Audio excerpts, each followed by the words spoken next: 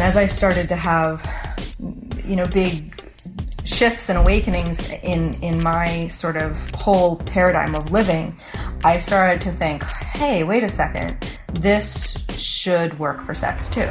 If you're happy with the same old ways of dating, if you enjoy sucking at communication, and you have no desire to improve your romantic life, then our podcast might not be for you. But if you want some out-of-the-box ideas to deepen your current relationships, broaden your sexual horizons, develop a better understanding of yourself, or learn more about non-monogamy, then you've come to the right place. I'm Jase. I'm Emily. And I'm Dedeker. And this is the Multiamory podcast.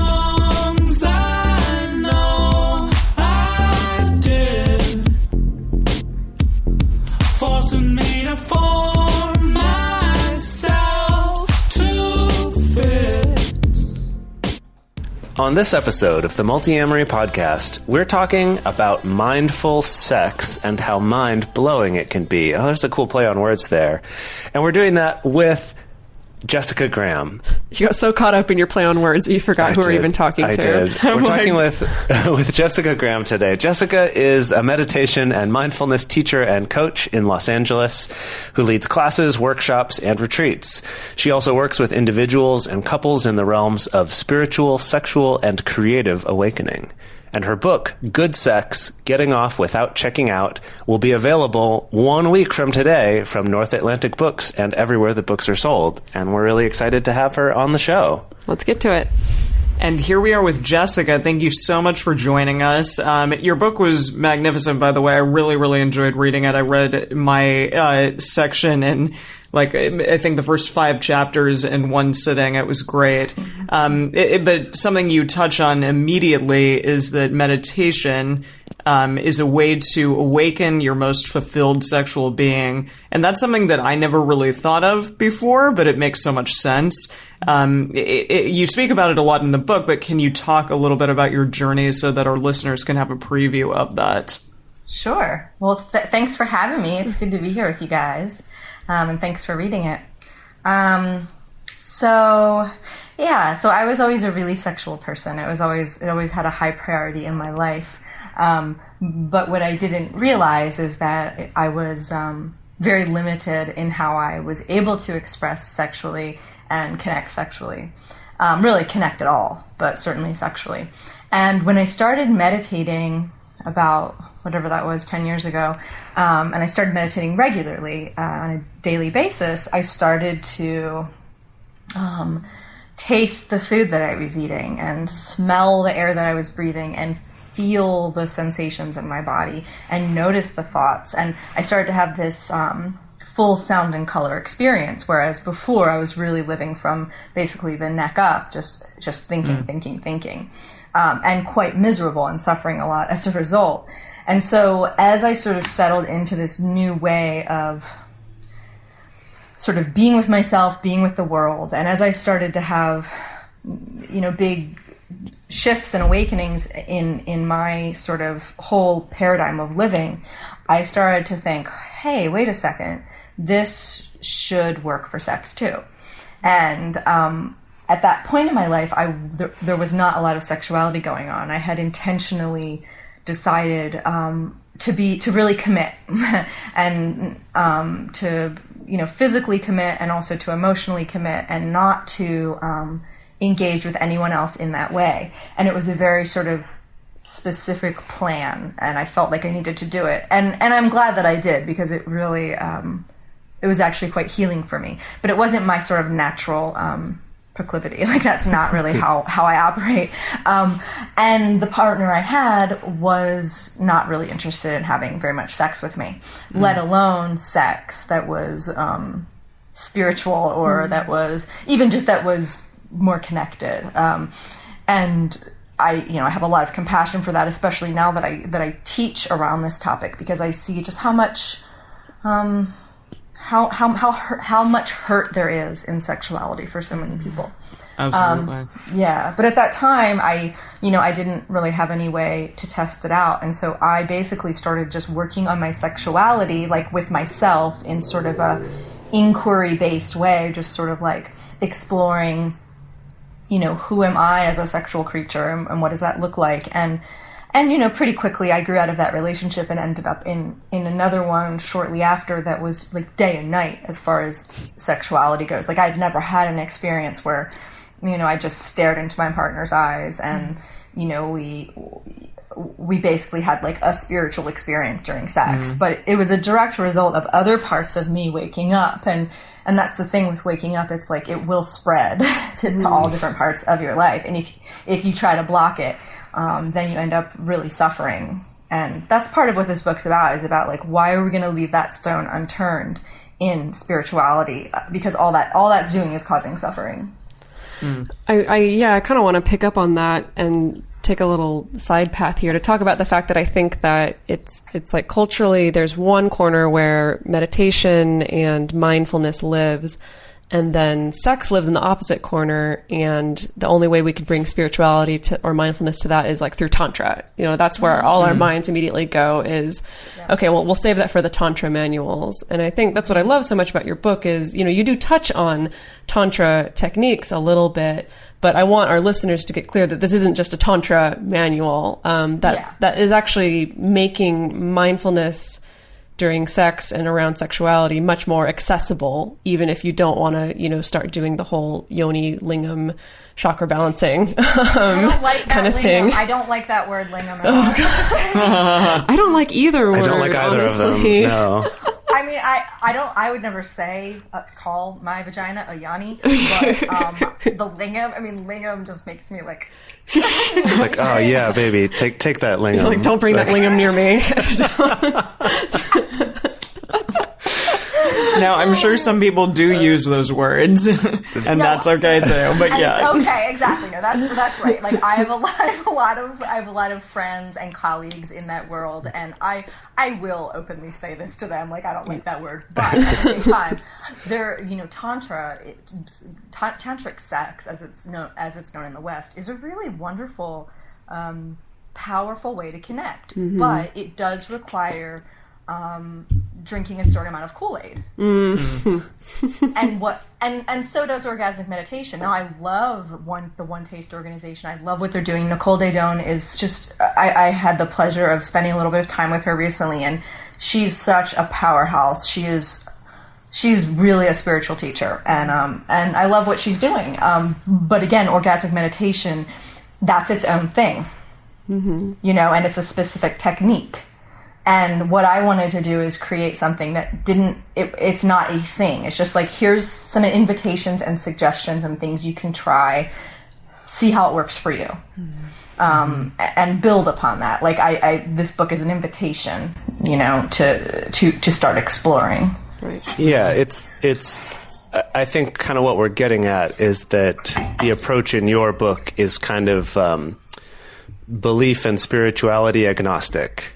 Like, you don't have to take anything on faith. It's just kind of a practical mindfulness thing rather than being connected to any sort of spirit or other stuff, right? Believing that you're doing something with energy or... Right, that this is much more kind of practical, and then whatever you believe can go with it. It doesn't. You don't have to kind of drink the Kool-Aid, I guess, is what you're getting at. Yeah. That's exactly right, and I'm glad that comes across, because that was really, really important to me. There's a book called, I think I have it next to me, maybe I don't. There's a book called Waking Up by Sam Harris. Yes. Good one. And he did 10% Happier too, right? Did he? Yeah. I think that was Dan. Yeah, I think that was somebody. Okay, somebody got else. it. Sorry. I don't know, but Sam Harris, Waking Up is... Yeah, and he's coming from like a straight up atheist perspective, and then he started having spiritual experiences, and he's like, well, I don't know what else to call this. And that's definitely been me. Like I was never, like when I was little, I was really into meditation, and I always would kind of go towards spirituality when things were really hard, but I sort of rejected the whole thing in a way, and certainly rejected any religion. And but then I started having experiences, and I couldn't be like, I had to just go on my experiences. And so again, this book is my experiences and the experiences of people I've worked with. Yeah, got it.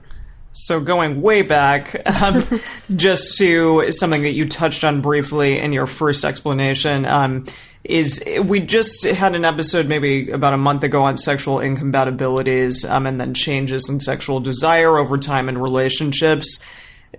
Can you speak to reasoning why you think desire in a relationship can drop over time? And then to piggyback on that, what specific exercises would you employ for partners who are having a challenging time within their sexual relationships?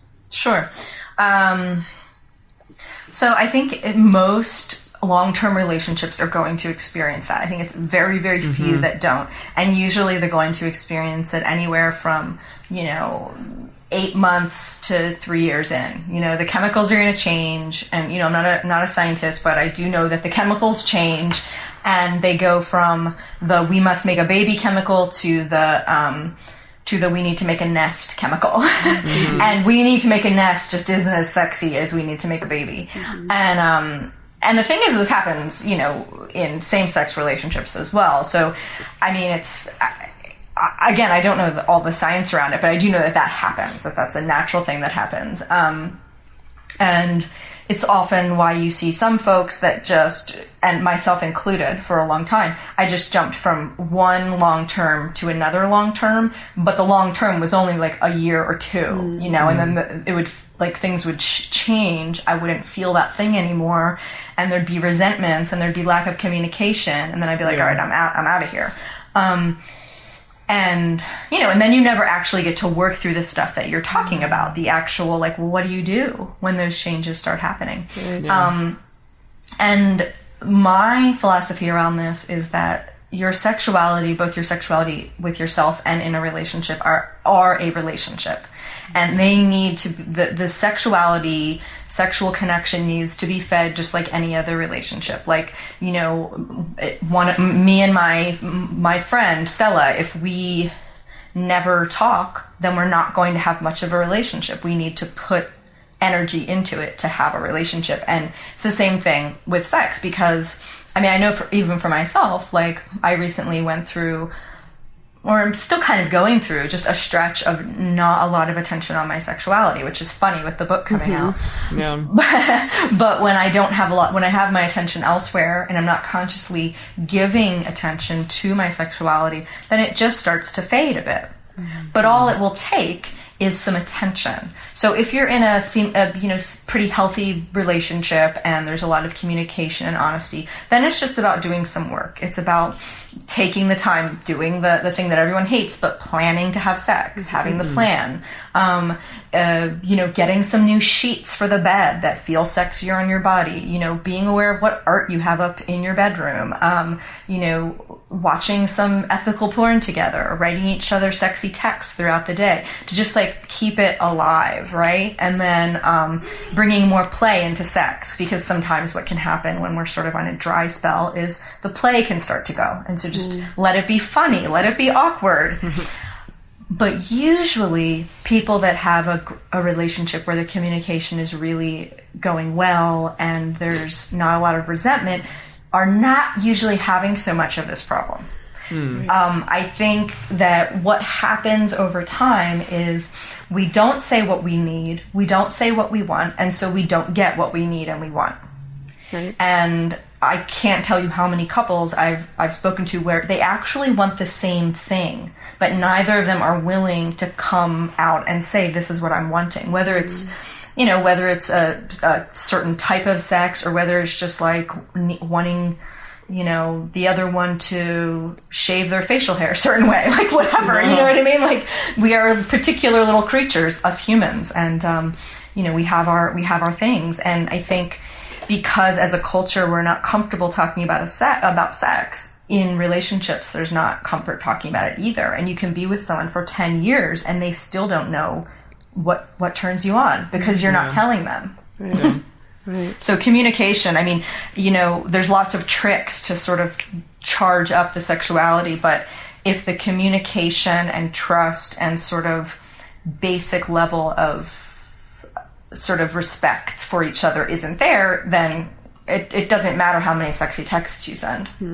Right. That's great. Yeah, just quickly to go on that too, that sending sexy texts without having communicated beforehand that this is something you're going to do can kind of have the opposite effect, where it's just like, Sure. like if you're not in the space to receive it, it's like, where is this coming from? Right. Like, please. Sure. Yeah. But then come the tools of nonviolent communication, right? When you get that sexy text and you're not feeling anything close to sexy, how you respond to your partner in that moment of vulnerability is going to shape your relationship. Right. Mm-hmm. So if it doesn't mean you have to consent to something you don't want to, like if you're like, hey, that's not really where I'm at right now, but the way that it's communicated and the place from which it comes, if it comes from a place of I want to make you feel small, well then it'll have that effect and it'll be, harmful to the relationship. So I think that's another piece that's really important when there's a low desire partner, that both people are aware of how tricky that situation is. The person that feels like they're constantly getting rejected and the person that feels like they're constantly getting pressured.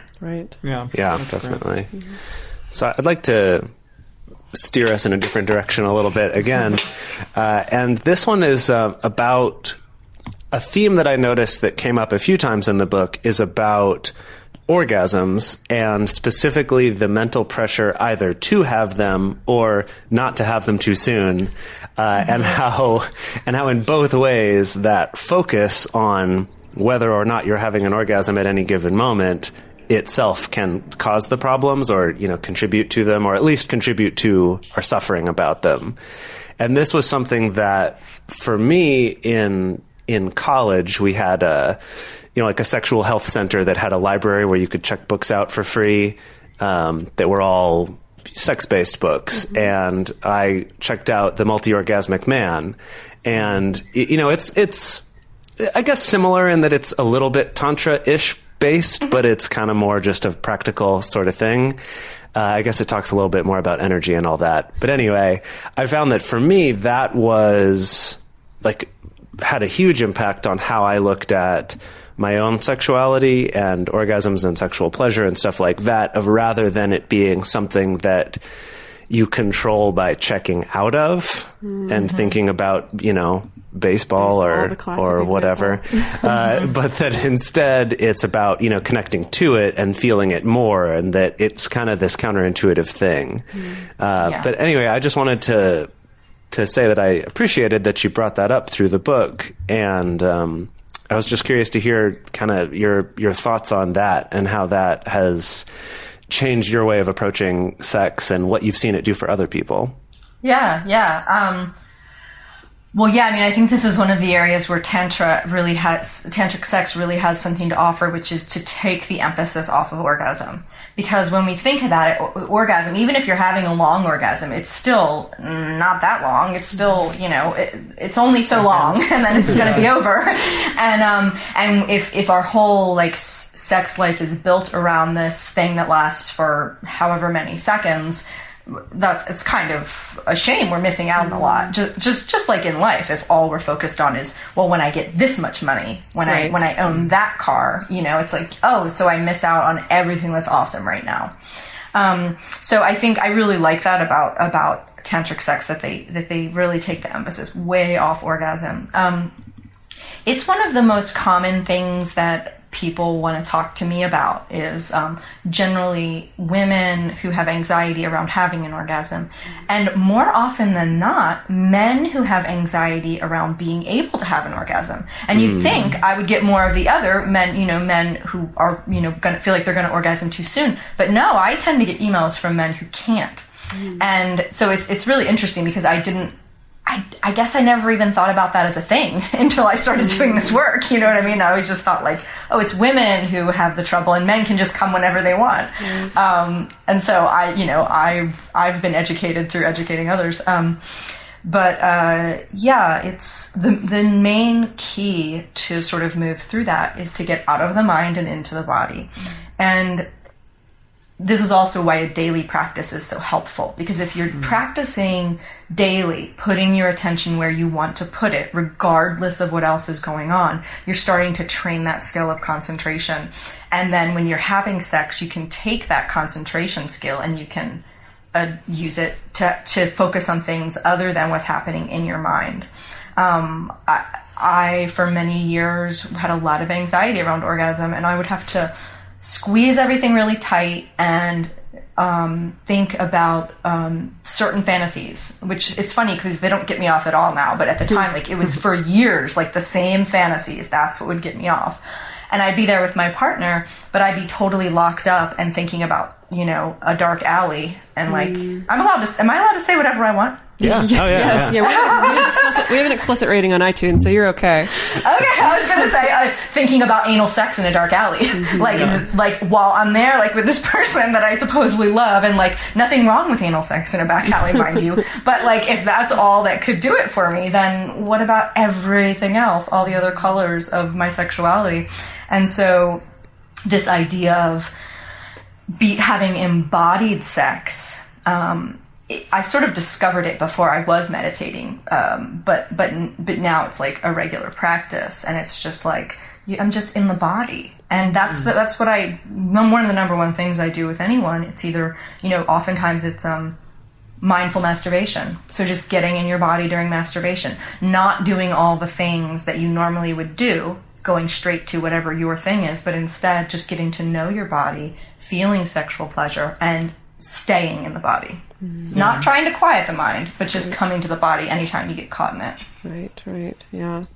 So something else that came up in your book that I really appreciated, and I particularly noticed it in the section when you were talking about threesomes, which is a very common fantasy for people. I feel like everyone who's a millennial, that's like the thing you do these days. Like, everyone feels the need to check that box. Millennials only. I don't know about millennials only, but I just feel like, I don't know, I feel like people in my generation, it's like everyone wants to check that box, right? The threesome box. More like, been there, done that. Well, but something that I really appreciated is you put this emphasis on, you know, threesomes are great, but like, you don't need to hop at the first opportunity that comes along if it's not the right person, you know, or if everybody's just like sloppy and drunk. You know, it is okay to wait and actually try to find the best person to have a threesome with. And that this comes up in many other parts of the book, is that, you know, you don't have to hop at the first opportunity to have sex when you're wanting sex. You know, you don't have to hop at the first opportunity to have a relationship when you want to have a relationship. And I guess what I wanted to talk about is, that's all fine and good to say, but then for people that I know who, you know, they've been in a dry spell for 6 months and they're going crazy, or somebody who's very specifically has a threesome fantasy that they've had their entire life and they're just like so excited to do it and they really, really want to do it, or someone who hasn't been in a relationship for a while and feels really lonely and disconnected, and it becomes harder and harder to not want to jump at those opportunities. I guess I wanted to talk about like what kind of mindfulness techniques, or what have you found that has helped people who are in those situations where it can be so tempting to go after the first opportunity, even if it's not the best choice? So first of all, you know, as long as you are consenting adults, you're not going to fuck anything up.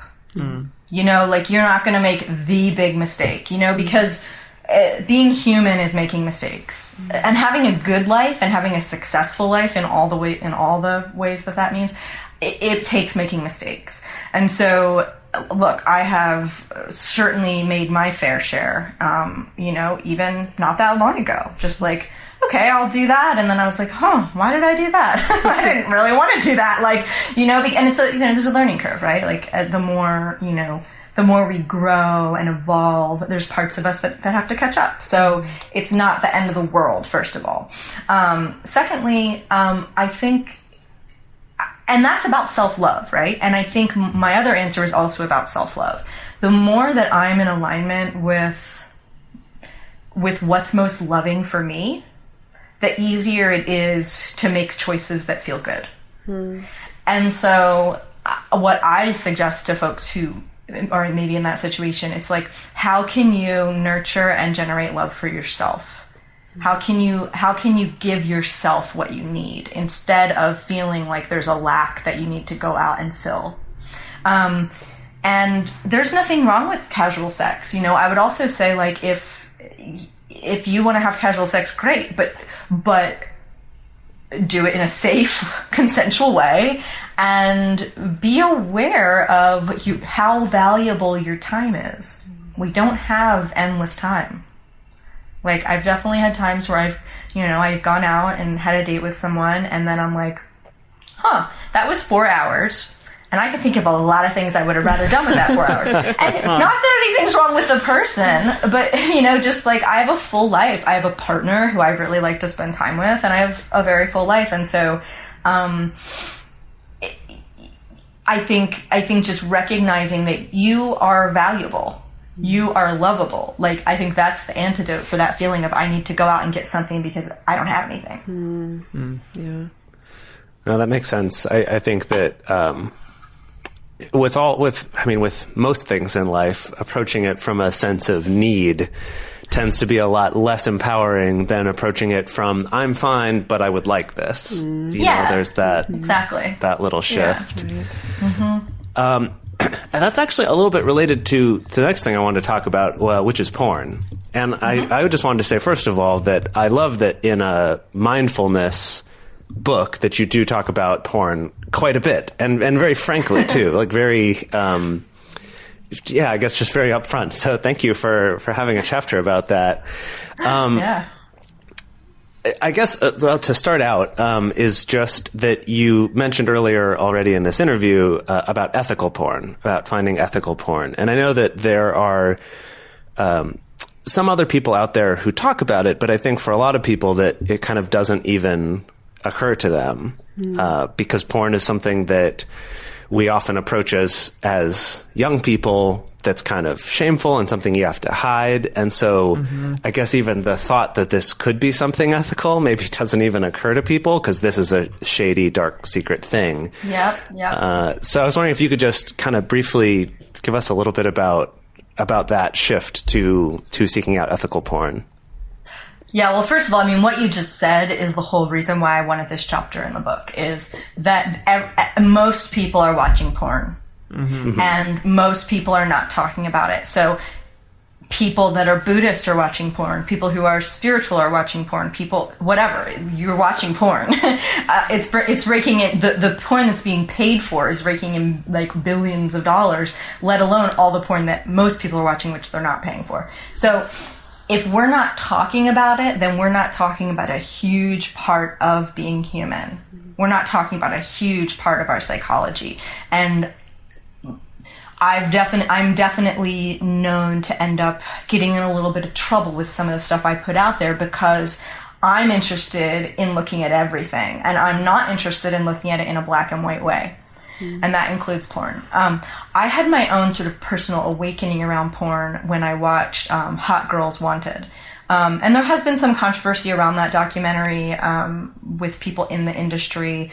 But for me, it was a real wake-up call. It put like a real person to these faces and bodies I had looked at and objectified. And it just changed me the same way that someone watching a PETA video could change them and how they eat. Like, it just changed what I was willing to view and how I was going to view it. And basically, the number one thing that people will tell you is, people in the industry will tell you, if you want your porn to be ethical, number one, pay for it.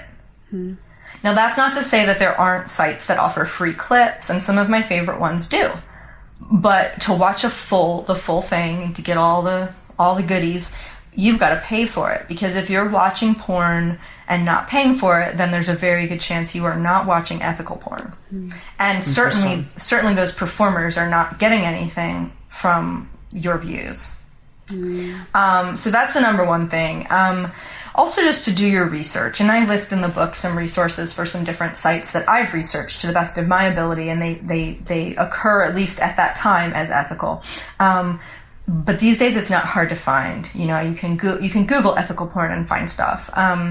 And another great way to do it is to follow performers on social media. And if they're saying, hey, just did this scene with so-and-so and it was so much fun, most likely they didn't have some horrible experience. Most likely they weren't, being treated awfully because, they're willing to tweet about it. So that's another kind of way you can look into it. A lot of the sort of girl next door, that sort of stuff, a lot of it, it's girls that are being brought in and basically being used up in the sense of okay, they do the girl, they do the guy, they do the anal sex, they do the BDSM, they do the gangbang, and then they're done. They've gone to all the places, they've made the money they can make, which is not nearly enough, and then they're more or less washed up and have to do, like, you know, maybe get paid, maybe do some and get paid not very well, or maybe go home. And like that's what's illustrated in that documentary. And again, it's not black and white. I'm not saying that every girl that does a girl next door porn is being exploited or that she feels she's mistreated, but there's a lot of that goes on. And I guarantee you there are plenty of like spiritual people out there who are watching this kind of porn and who are getting off to it, and I was one of them. And I'm not anymore because I changed, you know, it changed for me. And so I'm passionate about talking about it because, you know, it's two reasons: one, to end suffering, and two, to improve sexuality, because porn is really hot and can be really even healing for people. So yeah. Wow. Thank you. Yeah. That was great. That was great. I'm a little bit on a soapbox about this. That's great. I love it. No, I think it is so important, like you point out, that it is something that tends, when it is talked about in public, it is in these very black and white terms.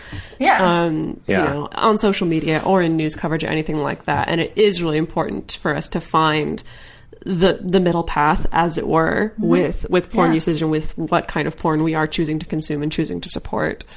Yeah, absolutely.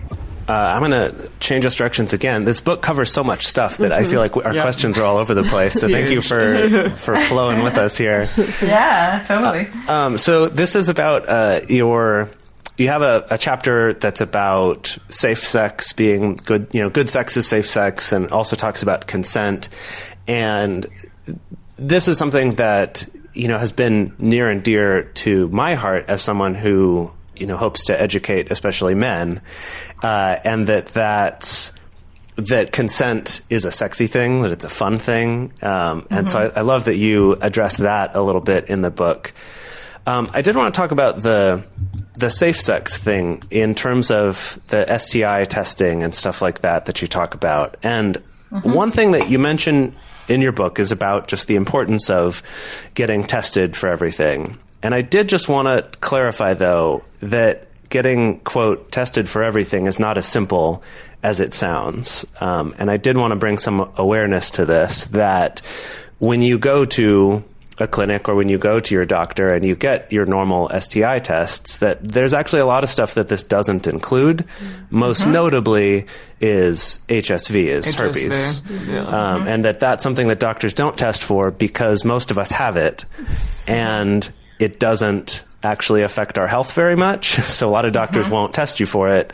For one, probably to save the cost, but two, because people freak out when they get those results and they find out that 80% of us or whatever have at least one form of HSV.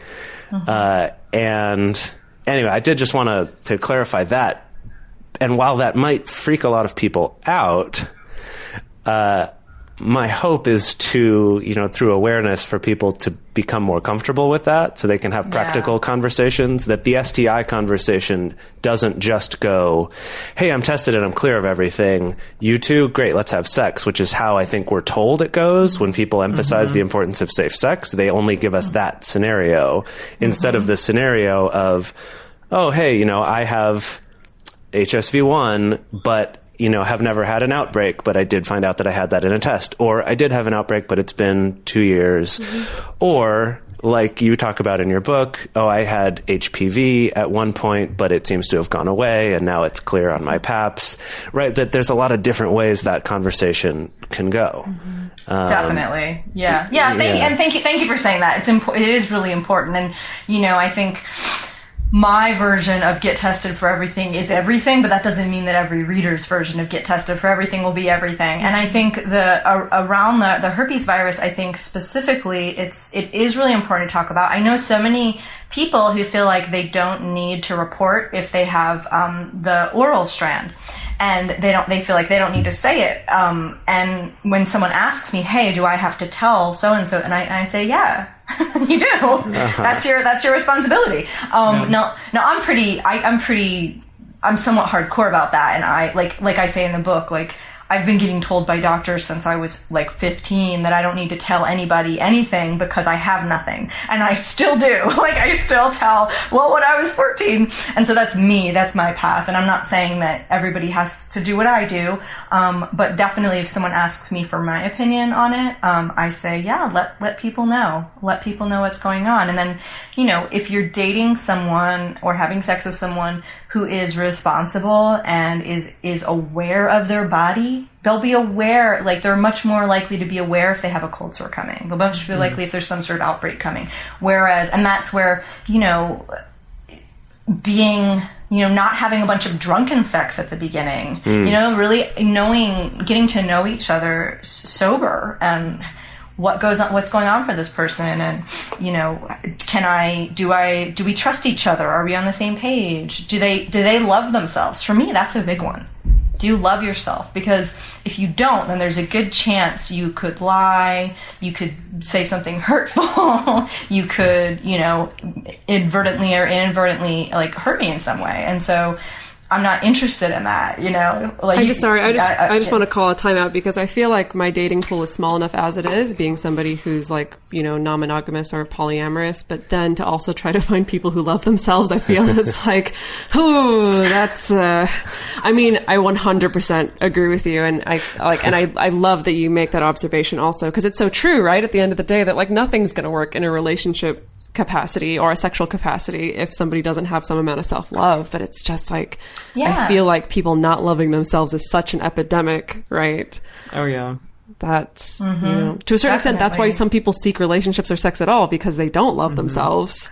Yeah. Gosh. That's why I did that for a long time. Wow. You know, and I think that's at the root of addiction. I think it's at the root of all kinds of things. You know, we get these messages early in life, and as I say in my book, you know, I had a lot of early childhood trauma, and it wires your brain a certain way, you know, and I have to tell you, like, you know, a good, almost 12 years since I've really been doing deep dive. I started meditating about 10 years ago, but I had started this work about 12 years ago. I mean, I'm still in the process, and I think I will be for my whole life, you know, because I'm a human. But as far as like self-love, like you said, some amount, like all of us, none of us are like perfect, right? But like there's certain levels of self-love that I feel it's just required for me. Otherwise, I'm too much. It's just uneven because I love myself so much.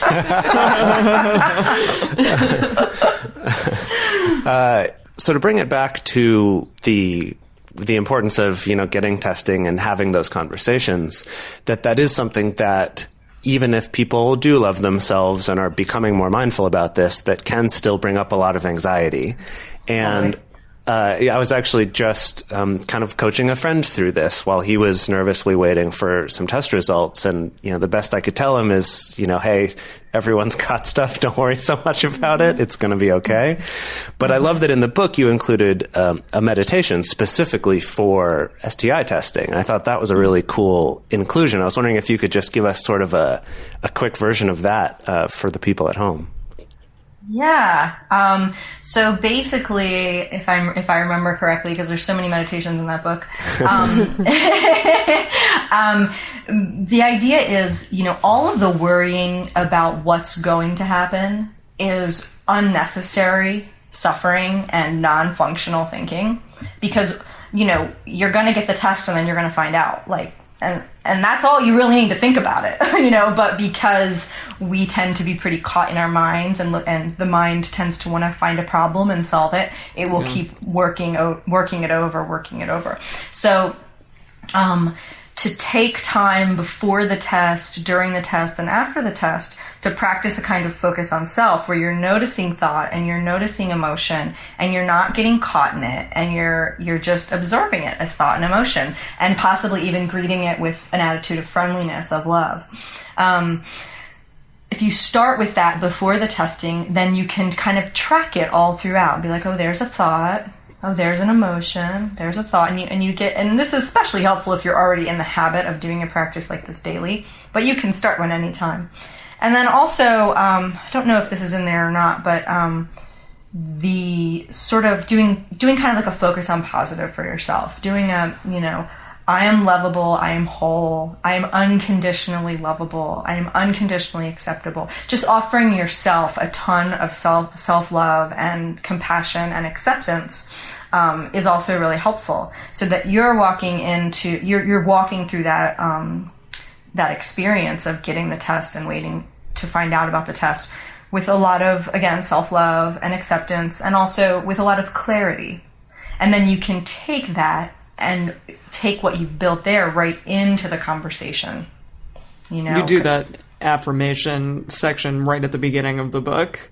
I remember that. Do I?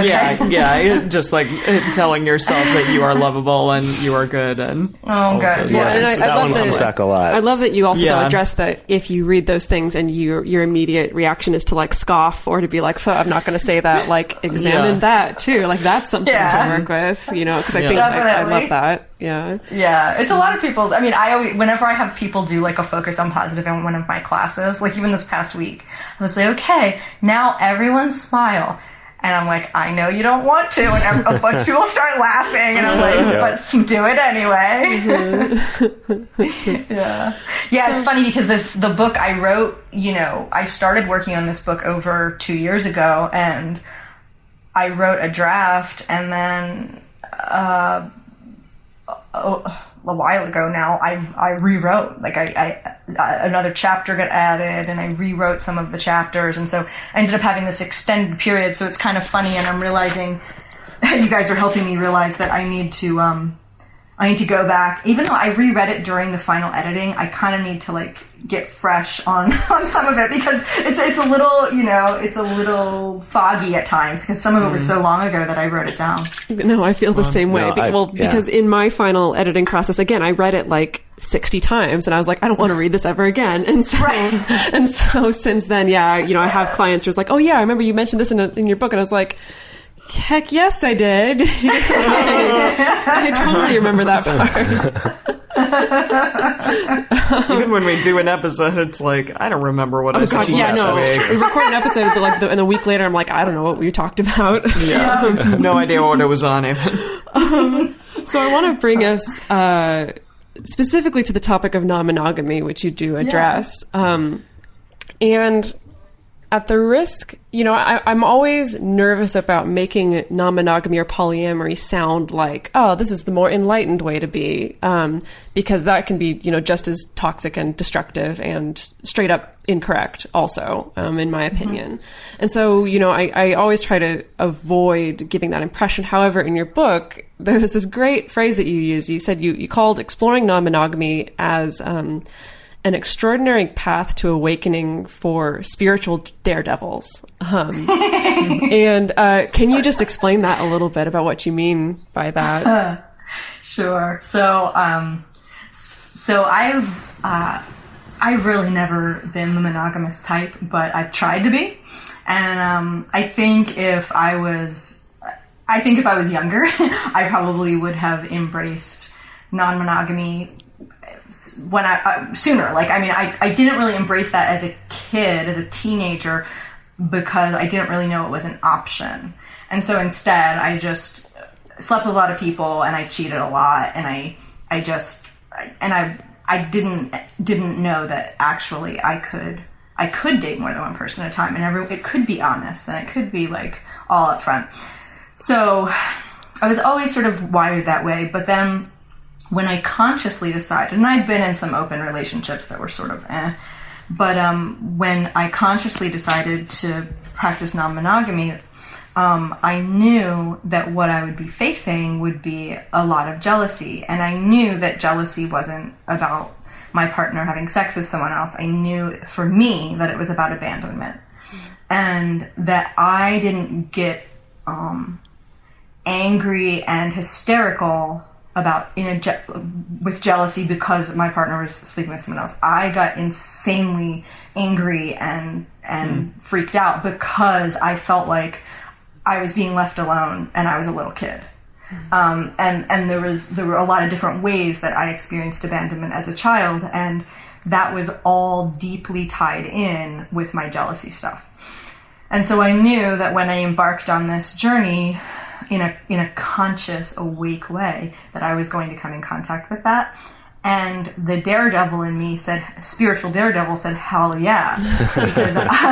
Because I know that if I go into territory where I'm uncomfortable, where there's unconscious stuff that hasn't been worked out, that I'm going to grow. Mm-hmm. And I'm a lot gentler on myself nowadays than I used to be, but in the past I'd be like, all right, let's go. This is uncomfortable, let's do it. But it really was. Like, I mean, I went on and I think I talk about it in the book, I went on like a several week, just like crazy town ride where I was just like in and out of lucidity around the jealousy. It's you. And I'd be like, no, it's my stuff. Oh yeah, it's me. Like, then it's you. And then back, oh no. And so doing that, like, going into the fire like that is not something that everybody can tolerate, and it's not something that I necessarily think everyone should do. But for me, it was a path to some really big healing and really big awakening. It really changed the way that I am in relationship, monogamy or non-monogamy, because I've been in and out of non-monogamy since then. And I just have a really different way of operating. And so that was huge for me. And I think also even just the topic and people beginning to be willing to even talk about it or broach the subject of, hey, I'm attracted to this other person. It does so much in a relationship. It just expands the intimacy if both people are capable of holding that. Right. Yeah. Cool. I just wanted to bring up quickly, because it's something I've been thinking about a lot lately, is that balance between being willing to be a little bit uncomfortable in your life, because that's how you grow and that's how you expand, but also not feeling like you have to be so uncomfortable all the time that you're miserable. It's like finding that balance where if you're always focused on being comfortable, you're never going to grow and you're going to stagnate and end up frustrated. And if you're always pushing yourself, you're just going to be constantly freaking out. Suffering. It's finding that, shall I say, the middle path? I already dropped the middle path. You can't copy me. But yeah, it's that. I love that. Well, you use this term in your book that I actually hadn't come across before, and it's spiritual bypassing. And it's so interesting because it is kind of like the opposite extreme, where maybe you're in a relationship and you just kind of feel like you're so connected to yourself and you're so conscious and you're so mindful that you can float above the ground and nothing will bother you, that there doesn't have to be any conflict. And I've definitely seen people do this who are exploring some kind of new uncomfortable territory, especially non-monogamy, of kind of this feeling like, if I can just take the high road at all times, then everything will be perfect. And I say that because I did it in an entire relationship for many, many years of that anytime something was uncomfortable, I'd be like, I'm just going to go home and meditate for an hour. And then I would feel better. I think that was the problem, is like, I would feel so much better afterwards. And there was a lot of healing and a lot of growth there in that process. But it also meant that things that were actual, for instance, boundary violations or, not healthy communication, those things slipped under the radar because I kind of felt like, again, I could just spiritually bypass all of this. So it is such an interesting, tricky balance to strike and to be aware of. Definitely. Yeah, I'm a big bypasser, and I've had to work. I've had to work hard at just like, staying grounded with everything, because I've certainly been called Spock before. So I definitely, like, one of my goals, one of my aims is like, how can I be more human? That's a great way to put that. Yeah. I like that. You're just so enlightened, Jessica. Just so perfect. Well, it's like you were saying before, that it is a process that's going on and will probably go on for all of your life. I mean, one of my favorite things is just to remember with meditation that it's called a meditation practice and not a meditation accomplishment. Yoga, accomplishment. Yeah. And the same goes for any sort of, like, I don't really generally use the word enlightenment, but the same goes for enlightenment. The same goes for any kind of awakening. It is, you practice. Yeah, that's not to say you can be struck in a moment, with a peak state that shows you, for example, that everything is one, or shows you the emptiness of everything, or shows you the bliss and the love, or shows you that there is no self. And there can be these really sometimes flashy experiences and peak experiences in meditation. But those are just experiences. And then there's the practice of integrating what you've seen, what insights have been uncovered into your life. And that's a practice. And you see people kind of somewhat uneven because they only practice in one realm. Maybe they practice a lot in spirituality, but they don't see that going into their sex life, or they don't see that going into their money, or whatever it is. And it's a constant practice. And I think of awakening that way. I don't think that there's like the big awakening and then you're done and then you're never gonna have to like do any, because it just, that hasn't been my experience. It hasn't been the experience of anybody I've talked to. So. Right. Yeah. Right. Great. Wow. Well, I could talk about this for many more hours, but we can only go on for so long. Thank you so much for answering all of our questions. Can you let our listeners know where they can find more of you, more of your work, more of your writing? And where they can pre-order this book. Yes. Yes. So the book is called Good Sex, Getting Off Without Checking Out. And it's from North Atlantic Books, and it's distributed through Penguin Random House. And so you can get it on the North Atlantic site, on the Penguin Random House site, also on Amazon or through Barnes & Noble. I think it's going to be at like Target and places like that. And they can pre-order it, right? They can pre-order it, yeah. Great. And there's that. And then you can find me, my new site, which is, it's going to be fully live soon, but it's yourwildawakening.com. So Your Wild Awakening. And you can sign up for my mailing list, and you can also pre-order my book through there. Like, it'll take you to the page. But I'm on Instagram. It's at Jessica Clark Graham. And you can find me on all the social media platforms. And we'll link to those in our show notes, so you can check those out to find more about Jessica.